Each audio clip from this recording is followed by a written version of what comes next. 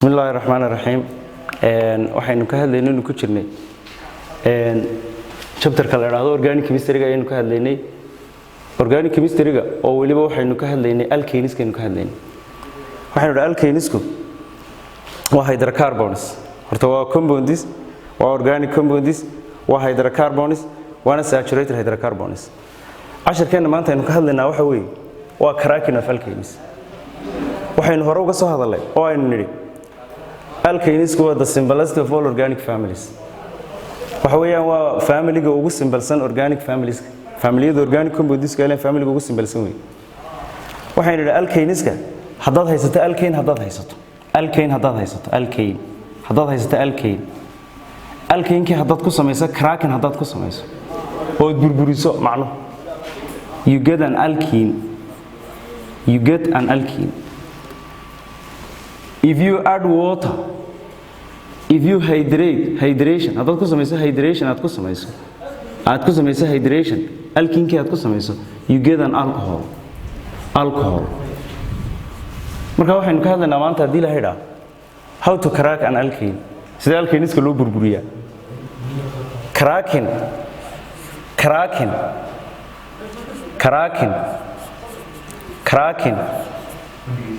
is the process cracking is the process of broken down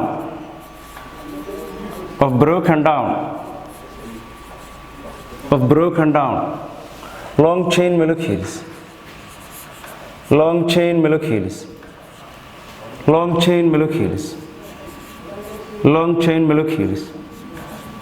into smaller ones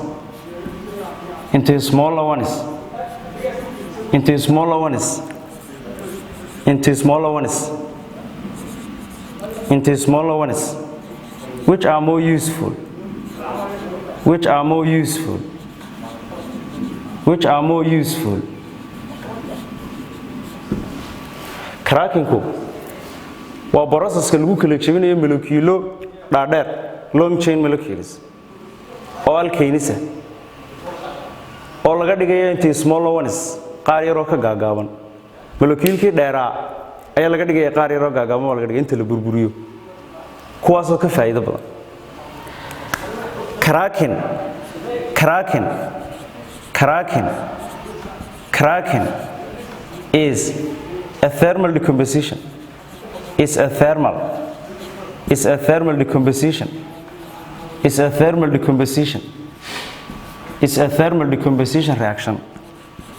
is a thermal decomposition reaction cracking-ku waa thermal decomposition reaction waa type of chemical reaction in which heat energy is used to break up a substance marka alkane-kii la burburinayo waxa dhacaya thermal decomposition reaction waxa dhacaya type of decomposition reaction in which heat energy is used up waxa dhacaya nooc falgala oo decomposition reaction ah kaasoo waxa weeyaan walaxdii la burburinayo oo lagu burburinayo heat energy lagu burburinayo conditions of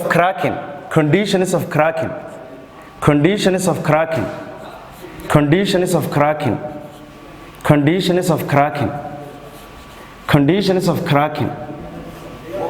marka cracking-ka la sameynayo waxa loo baahan yahay laba shay baa loo baahan yahay waxa loo baahan yahay heat waxa loo baahan yahay heat energy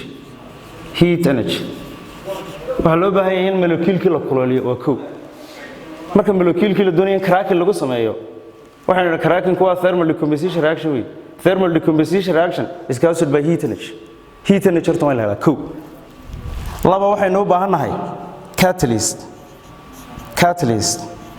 waxaynu u baahannahay catalyst which is aluminum oxide and conditions of cracking waxaynu u baahannahay markaynu cracking-ka sameynayno inuu alkane-kii burburinayno waxaynu u baahannahay laba condition baynu u baahannahay labada condition aynu u baahannahay mid waa heat energy we need heat energy as cracking is thermal decomposition reaction we need heat energy maadaama cracking-ku uu yahay thermal decomposition reaction maadaama uu yahay waxaynu u baahannahay heat energy baynu u baahannahay heat energy-ga markaynu helo waxaynu u baahannahay a catalyst is a substance which speeds up the rate of chemical reaction haddaba alkane-kii markaynu burburinayno laba siyaabood oo kala duwan baynu alkane-kii u burburinaynaa waxaynu u burburinaynaa alkane-kii markaynu doonayno inaynu cracking ku sameeyno alkane markaynu doonayno inaynu cracking ku sameeyno horta waxaynu isticmaalnaa heat iyo aluminium oxide which is catalyst labada condition baynu u baahanay alkane markaynu cracking ku sameeyno laba siyaabood baynu cracking ku sameeynaa mid waxa weeye inaynu alkane u bedelno alkene inaynu u bedelno by removing hydrogen inagu hydrogen ka saarana alkane markaynu cracking ku sameeyno we remove only with 2 hydrogen atoms waxaynu ka saarana 1 molecule of hydrogen alkene baa inoo soo baxay for example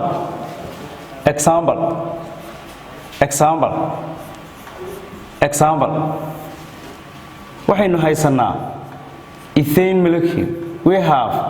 ethane molecule waxaynu haysanaa ethane molecule baynu haysanaa ethane molecule we crack it down waynu burburinaynaa by using heat and an aluminium oxide catalyst inagoo isticmaalna heat iyo aluminium oxide waxaynu haysanaa ethane taasaynu haysanaa ethane taasi waa alkane weey waxaynu doonaynaa inaynu cracking ku sameeyno waxaynu isticmaalaynaa processka waxaynu u bedelaynaa ethane baynu u bedelaynaa ethane waxaynu u bedelaynaa ethane baynu u bedelaynaa by removing 2 hydrogen atoms inagoo ka saarana 2 atom hydrogen inagoo ka saarana ethane has this displayed formula ethane waxa leedahay displayed formula wala deeg ethane has 2 carbon atoms and 6 hydrogen atoms ethane waxay leedahay 6 hydrogen iyo 2 carbon it is gaseous state waynu kuleelinaynaa catalyst waynu ku diraynaa la yiraahdo aluminium oxide waxaynu ka saaraynaa 2 hydrogen atoms baynu ka saaraynaa this hydrogen atom and this hydrogen atom are removed labada hydrogen laga saaray labada hydrogen marka laga saaro waxa soo baxaysa ethane baa soo baxaysa instead of ethane halka ethane ka ahayd ethane baa soo bixi doonta in a gaseous state plus hydrogen molecule in a gaseous state waxaynu haysanay ethane baynu haysanay this is ethane it has this displayed formula it has this molecular formula hasela marka cracking lagu sameeyo waxa ka soo baxay ethane baa ka soo baxaysa ethane oo molecular formula halo gaseous state waxaynu ka saarnaa 1 molecule of hydrogen 1 molecule of hydrogen hal molecule of hydrogen ka saarna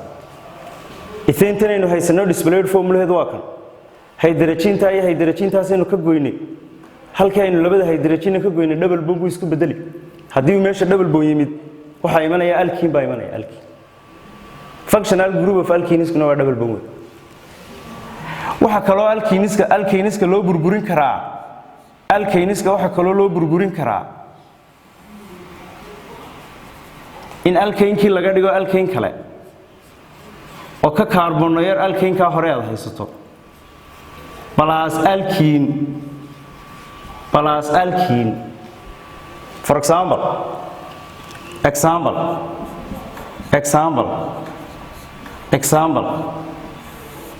waxaynu haysanaa butane we have butane waxaynu u baahanay butane inaynu ku sameeyno cracking inaynu ku sameeyno laba siyaabood baynu butane u kala jabin karnaa horta waxaynu isticmaalnaa heatku waxa la gaarsiinayaa 450 degrees Celsius meelaha ee la gaarsiinay we use a catalyst which is aluminium oxide waxa kale oo isticmaalnaa catalyst aluminium oxide butane waxa leedahay 4 carbon butane waxaynu ka dhigi karnaa ethane and ethane alkane iyo alkene butane has this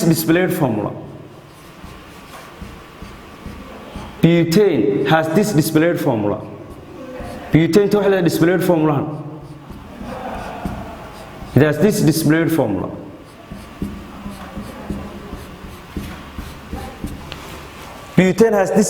formula butane has this displayed formula it contains 4 carbon atoms and 10 hydrogen atoms 4 carbon atoms and 10 hydrogen atoms sidaan inuu kala jabinayna bal hadeeg sidaynu cracking ku sameynayno afarta carbona laba waxaynu ka dhiganaa ethane baynu ka dhiganaa laba carbon iyo lix hydrogen aynu dhinacan marinayna waxaynu ka dhiganaa ethane this is ethane waxa soo haray laba carbon double bond baa isku haya afar hydrogen la socda this is ethane tani waa butane oo gaseous state tani waa ethane oo gaseous state tani waa ethene oo gaseous state butane has this molecular formula 4 carbon atoms and 10 hydrogen atoms in a gaseous state markaynu butane tii burburino waxa inooga soo baxaya ethane oo laba carbon leh iyo lix hydrogen oo gaseous state plus butane plus ethene oo laba carbon iyo afar hydrogen leh butane horta saa waynu burburin karnaa waxaynu burburin karnaa butane tii cracking waxaynu ugu samayn karnaa waynu kuleelinaa horta marka koobaad temperature-kii waxaynu gaadhsiinaa up to 450 degree catalyst ayaynu isticmaalnaa heat-kan wuxuu faa'iideynayaa it breaks down bonds between carbon and hydrogen atoms catalyst-kuna wuxuu faa'iideynayaa it speeds up the rate of chemical reaction waxaynu kala jebin karnaa markaa ethane iyo ethene baynu kala jebin karnaa ethane which is alkane and ethene which is alkene ayaynu kala jebin si kale aynu kala jebin karnaa waxaynu kala jebin karnaa butane tii sidana waynu kala jebin karnaa hadda waa butane tii waa butane waxaynu kala jebin karnaa methane and propane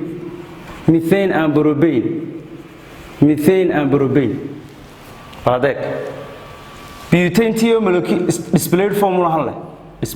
han leh butane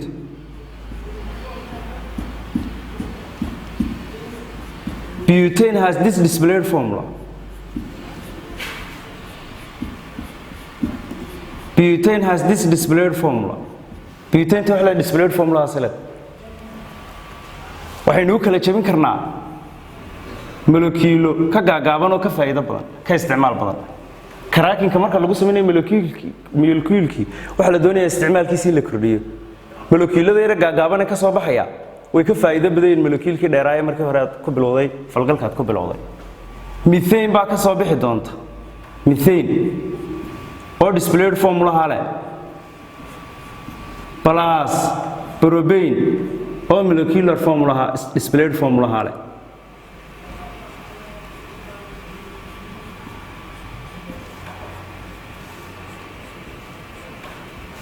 propane butane labadaas siyaabood baa loo kala jebin karaa mar waxaad u kala jebin kartaa ethane iyo ethene marna waxaad u kala jebin kartaa methane iyo propane baad u kala jebin kartaa propane baad u kala jebin kartaa another example kale example 2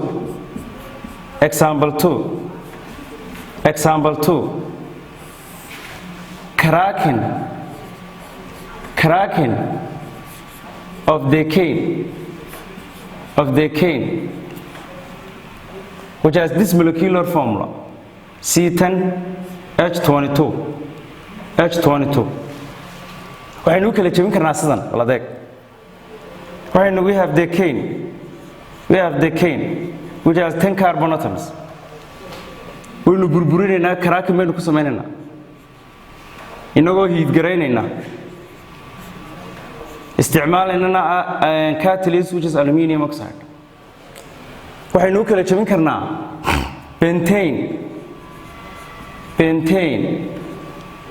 plus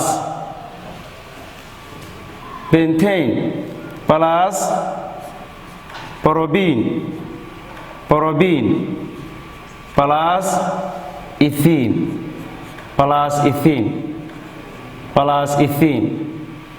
plus ethene saddexdaas aynu kala jebin karnaa waa decade kuwaynu kulaylinayna catalystna waynu isticmaalaynaa waxaynu u kala jebinaynaa pentane oo dee loo isticmaalaya shidaalkii dee batroolkii gaadhigii lagu shubayay iyo ethene propene iyo ethene oo iyagana loo isticmaalayo for the formation of plastics. The cane has this molecule, this displayed formula. It has 10 carbon atoms. 1, 2, 3, 4, 5,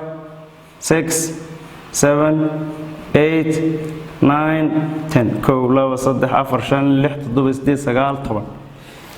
The cane has 10 carbon atoms and 22 hydrogen atoms.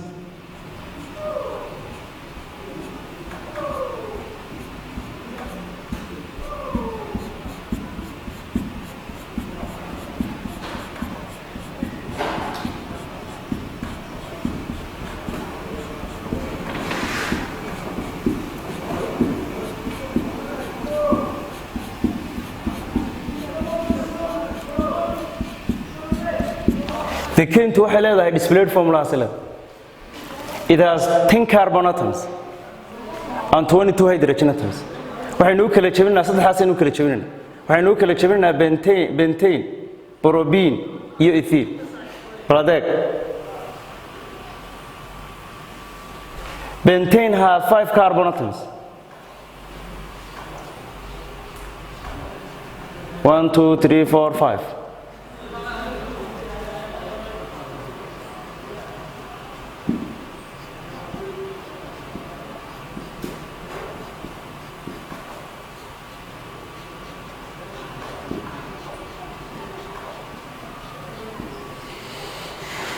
Bentane 5 carbon leh iyo 12 hydrogen plus propene which has 3 carbon atoms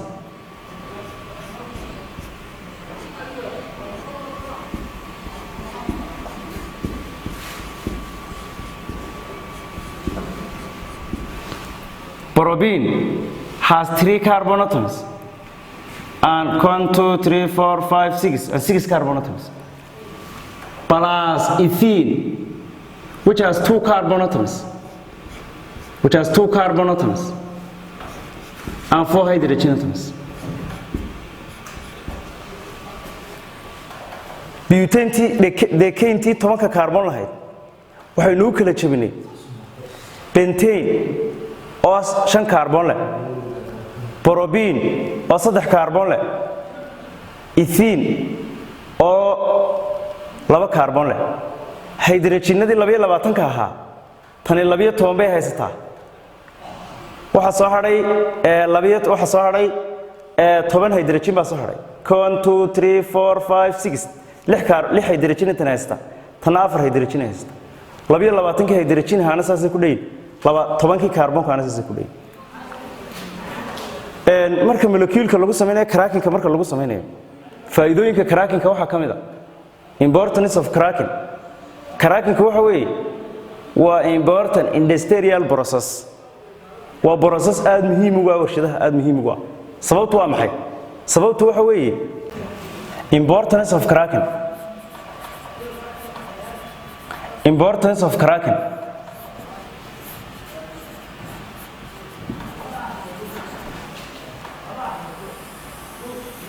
Cracking-ku waa process aad muhiim u ah xagga warshadaha marka la eego. Cracking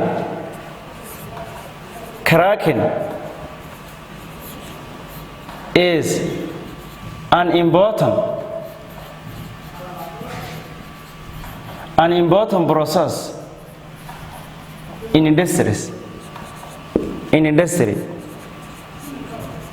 because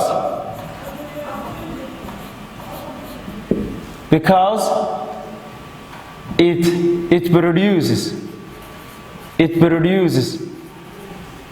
produces cracking-ku waa process aad muhiim u ah xagga warshadaha marka la eego. sababtoo ah wuxuu soo saaraa short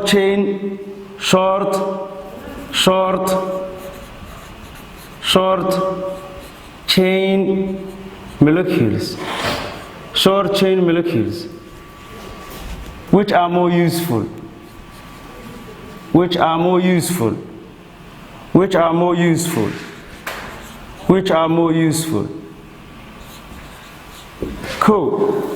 cracking wuxuu soo saaraa moleculo yar oo gaagaaban oo ka faa'iido badan moleculadii dhaadheera moleculkii dheeraa la burburiyay molecule yar oo ka gaaban oo ka faa'iido badan baa ka soo baxay waa koow laba waxa ka soo baxaya uu soo saaraa cracking uu soo saaraa very reactive very reactive very reactive very reactive molecules very reactive molecules molecule aad u firfircoon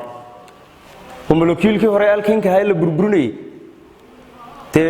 wuxuu ahaa unreactive buha oo alkeenisku waa saturated waana unreactive way sida daraadeed waxa weeyaan alkeenkii marka la burburiyo alkeen baa ka soo baxay alkeenkuna waa very reactive molecule isku soo wada duubo moleculeada dhaadheer ee alkeeniska marka la doonayo in faa'iidadooda la kordhiyo isticmaalkooda in la kordhiyo waa la burburinaya cracking baa lagu sameeyaa by using heat and catalyst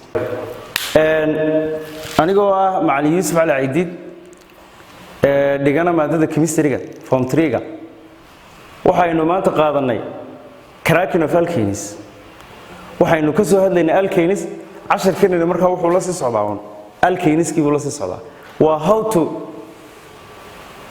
break down long chain molecules into smaller ones which are more useful insha Allah xisad dambe halkaasina ka sii wadaan waxaynu ka hadli doonaa xisad dambe hadii Ilaahay raahdo alkeniskaynu ka hadli doonaa oo family-ga ku xiga family-ga nimka aynu ka hadlaynay wassalaamu calaykum waraxmatullaahi wabarakaatuh